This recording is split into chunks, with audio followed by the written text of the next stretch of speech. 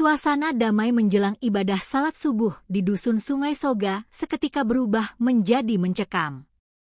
Selasa pagi, 2 Juni 2026, sebuah tragedi berdarah mengguncang ketenangan warga Desa Karimunting, Kecamatan Sungai Raya Kepulauan, Kabupaten Bengkayang. Seorang pria berinisial C ditemukan tewas mengenaskan di dalam Masjid At-Taqwa, Jalan Trio Panca. Korban meregang nyawa akibat serangan brutal menggunakan senjata tajam jenis katana. Peristiwa ini menyisakan duka mendalam sekaligus tanda tanya besar di benak masyarakat. Apa yang mendasari tindakan sekeji itu di tempat ibadah?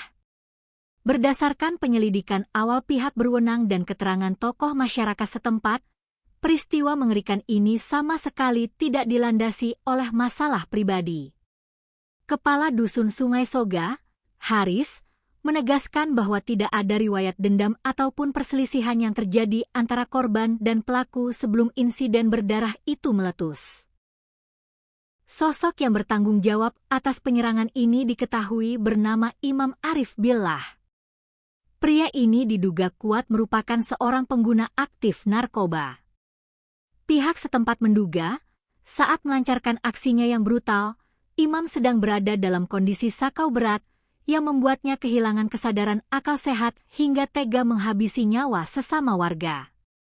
Kini, Imam Arif Billah telah diringkus dan diamankan di Mapolsek Sungai Raya Kepulauan untuk mempertanggungjawabkan perbuatannya di hadapan hukum. Kabut misteri dan ketakutan sebenarnya sudah mulai terasa beberapa jam sebelum jasad korban ditemukan. Farhani, seorang muazin setempat yang menjadi saksi mata kunci, membeberkan runtutan peristiwa aneh dan mencurigakan yang ia alami sendiri di dalam masjid sebelum fajar menyingsing. Selasa dini hari itu, Farhani berjalan menuju Masjid At-Taqwa untuk bersiap mengumandangkan panggilan salat. Namun, setibanya di sana, suasana tidak biasa langsung menyambutnya. Lampu masjid tiba-tiba mati total. Di tengah kegelapan yang pekat, Farhani terkejut bukan main ketika menyadari bahwa pelaku, Imam Arif Billah, ternyata sudah berada di dalam masjid lebih dulu. Kejanggalan tidak berhenti sampai di situ. Dengan nada memaksa, pelaku menyuruh Farhani untuk segera mengumandangkan azan subuh. Padahal, Farhani tahu betul bahwa waktu untuk salat subuh saat itu sebenarnya belum masuk. Di bawah tekanan, Farhani terpaksa menuruti kemauan pelaku. Usai kumandang azan yang tidak pada waktunya itu selesai, suasana sempat mencair sesaat. Pelaku maju dan ikut melaksanakan salat sunnah 2 rakaat secara berdampingan di sisi Farhani. Namun, kedamaian semu itu langsung lenyap begitu mereka selesai melakukan salam. Dengan tatapan kosong dan dingin, pelaku langsung menyuruh Farhani untuk segera pergi meninggalkan lokasi dan mengosongkan area masjid. Merasa ada hal yang sangat keliru dan didorong oleh rasa khawatir yang memuncak, Farhani memutuskan untuk menuruti perintah tersebut dan pulang ke rumahnya.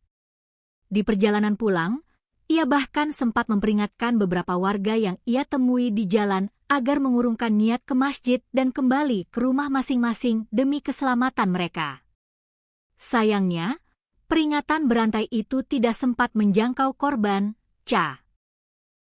Tidak lama setelah Farhani tiba di rumahnya, korban C diduga kuat datang ke masjid seorang diri untuk menunaikan ibadah subuh secara berjamaah, tanpa mengetahui bahaya maut yang sedang mengintai di dalam rumah ibadah tersebut. Bahkan, anak korban dikabarkan sempat berjalan menyusul di belakangnya. Ketakutan warga akhirnya pecah menjadi kepanikan massal ketika terdengar kabar bahwa telah terjadi penyerangan brutal di dalam masjid.